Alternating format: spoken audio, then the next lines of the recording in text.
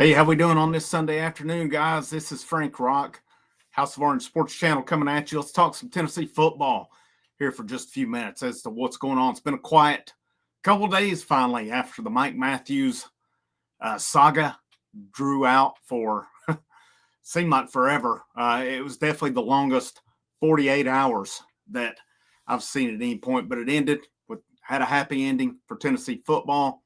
That wide receiver unit looks a whole lot better now with Mike Matthews in the fold, plus what they've got coming back, plus who's coming in as of this point as far as the freshman class goes.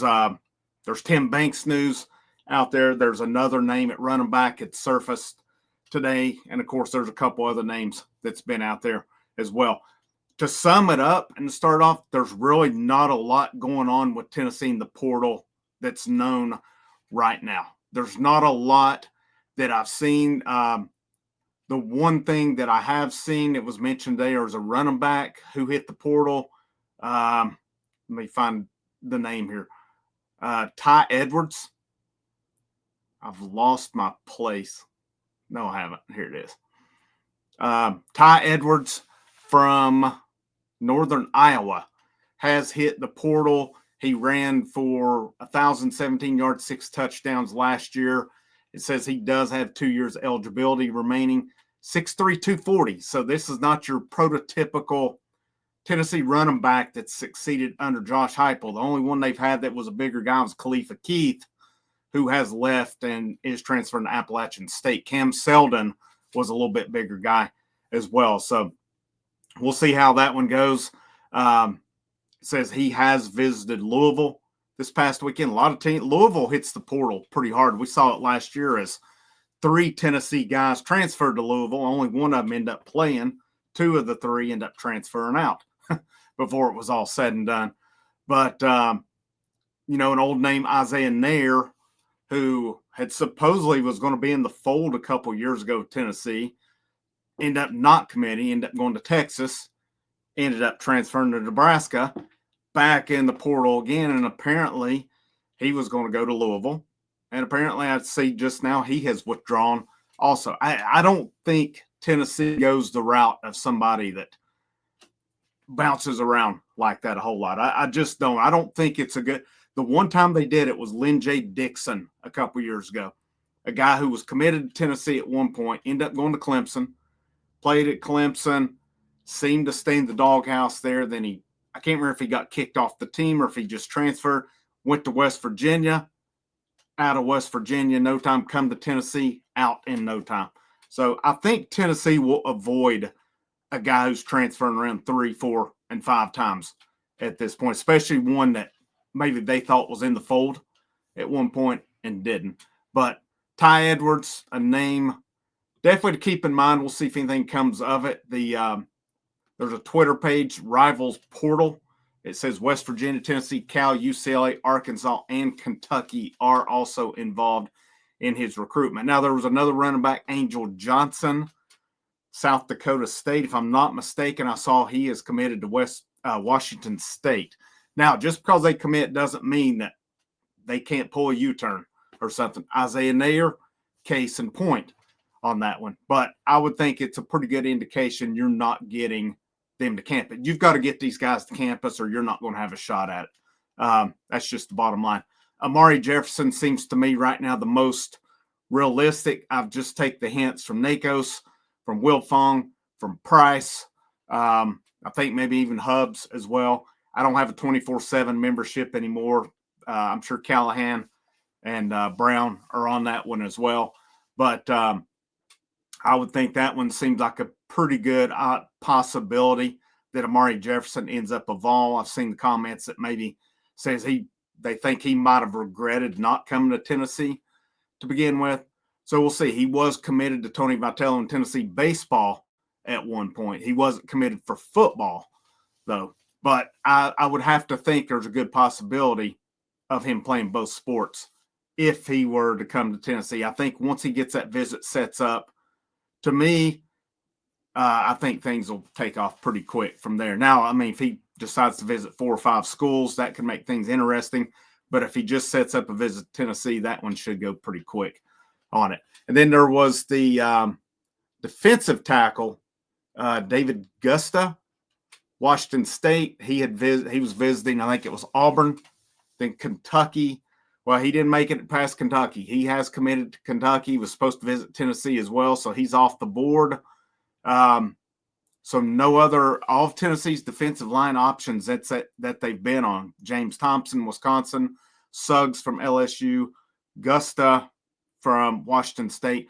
All of them have committed elsewhere. So Tennessee's not doing too well. Tennessee's not lighting the portal up right now. Let's make no mistake about it. Let's don't mince words on this one. They got Wendell Moy Jr., which was a good pickup. They were in really good shape with Josh Thompson. LSU come in, got him late on that one.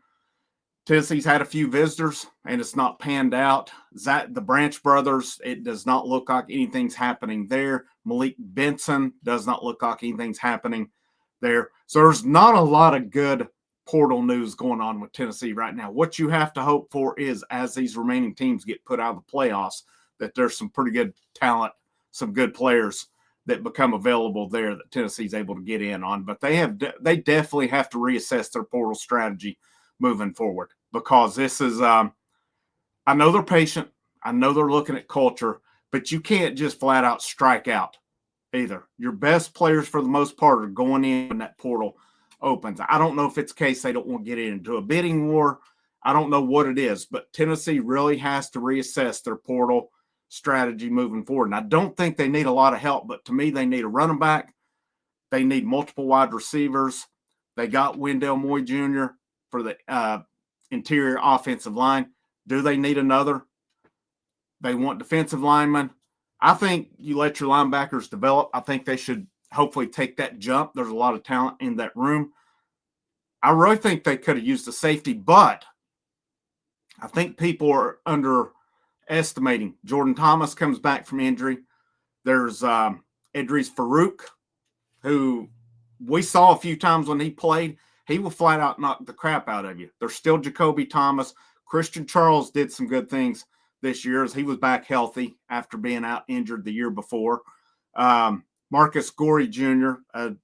Was a redshirt freshman this year. Could somebody else shift there? I don't think the need at safeties as vital as I've seen some people go on about. Do you entertain that if you had the right guy come in? Sure, but I don't think you just take depth to take depth at safety, not when you have it. If you could get, for instance, like last year, Caleb Downs, who hit the portal from Alabama and went to Ohio State, if you can fork out the money and get a player like that, you do it. To me, save your money at this point, go all in.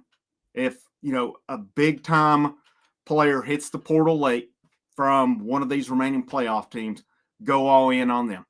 Put your money in one place with it. That's my opinion. Defensive line, you just need depth. Running back, you really just need depth on it. I wouldn't break the bank on those unless, if you had that game-changer running back, sure, I would look at it. But I think they feel pretty good with Peyton Lewis and Deshaun Bishop next year. Plus, DeJuan Morris has looked good from what they said in preseason. And Justin Baker is a guy who has that breakaway speed.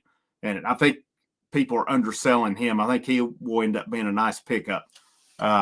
His recruitment reminds me somewhat of Dylan Sampson. Sampson, I think LSU wanted him late, but he wasn't. It didn't just seem like everybody was lining up for him. But, we'll see. Hopefully these evaluations from Tennessee is really good on it. That's where I'm at as far as what I think they need for the portal. Again, if you could get a big-time safety, do it. I don't think you just do it to do it, though. But, and then really kind of the biggest news right now, in my opinion, is Tim Banks. What's going to happen with Tim Banks here? And I know there's people saying, well, get him out of here. His game plan's against Georgia and Ohio State.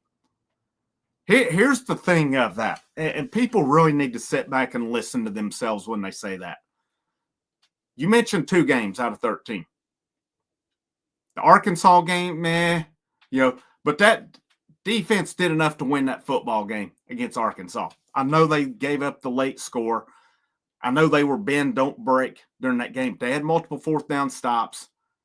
They had a stop, and we got a running into the kicker or roughing the kicker penalty that negated that. The special teams and the offense cost us that football game. Yeah, the defense wasn't their best game, but I still think the defense did enough to win that football game. They held Arkansas under 20 points. That should be enough to win that football game against Arkansas. Bottom line is the offensive special teams, they filled the bed full of crap in that game. That's what it boiled down to on it. Yeah, the Georgia and the Ohio State game plans, not my cup of tea.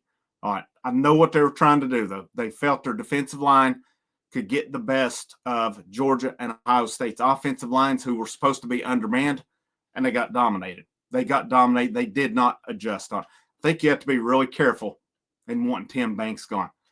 Two names I'll give you: Sal Sinceri, Bob Shoop. I don't need to say any more about that one. But they're Goodwin, Clemson's defensive coordinator, is out. So Tim Banks' name is being mentioned over at Clemson.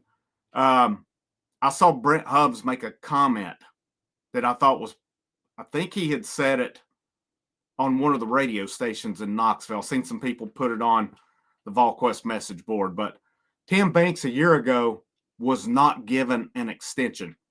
And I think, according to Hubbs, he says he thinks Banks was maybe a little upset about that. And of course, Banks units have gotten better by the year. I don't have a problem with it. I think you got to, this coaching staff, I think you're in prove-it mode.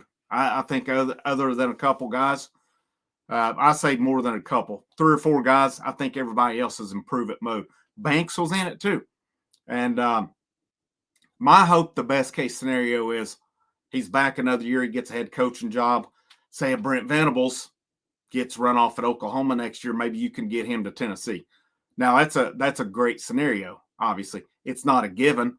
I mean, Venables is making changes. Who's to say that his program doesn't take a step next year?